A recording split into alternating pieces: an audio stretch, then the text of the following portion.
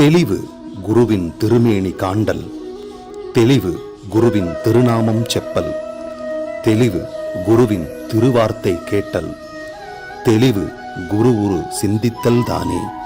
குருவே சரணம்.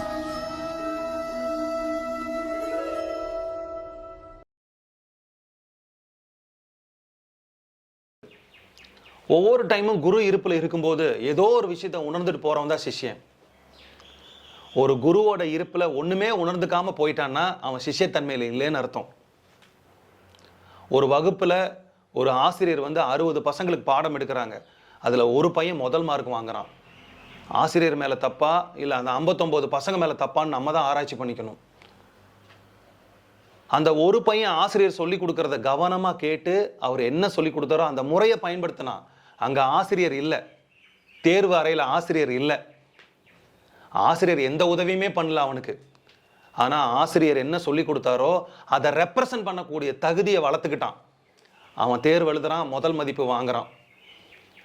இப்ப இந்த கிரெடிட், இது யாருக்கு இந்த கிரெடிட் போகுது அப்படின்னா, முதல்ல குரு போகுது, ரெண்டாவது சிஷ்யனுக்கு போகுது. ஆனா நடைமுறை வாழ்க்கையில முதல்ல சிஷ்யனுக்கு தான் போகுது, அதுக்கப்புறம் தான் குருவுக்கு வருது. நான் 100 மதிப்பெண் வாங்கிட்டேன், எப்படி வாங்கினேன்னு தான் ஃபர்ஸ்ட்ல கேட்பாங்க. எல்லாத்தோட கேள்வி எப்படி வாங்கினேன், எப்படி படிச்ச.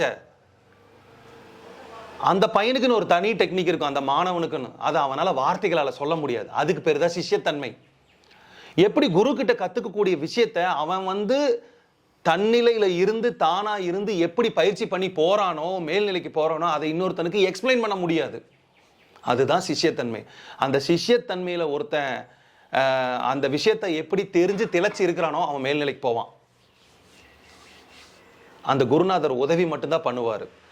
குருவோட வேலை அது மட்டும்தான், பத்த வைக்கிறது மட்டும்தான் குருவோட வேலை. அந்த பட்டாசு வெடிச்சு செதறது அது கையில தான் இருக்குது, குருநாதர் கையில் இல்லை. அவர் பத்த மட்டும்தான் வைப்பாரு. அந்த தீய உள் தன்மை வரைக்கும் அனுமதிக்கிற தன்மை அந்த பட்டாசுக்கு மட்டும்தான் இருக்குது. அவரோட வேலை முடிஞ்சிச்சு.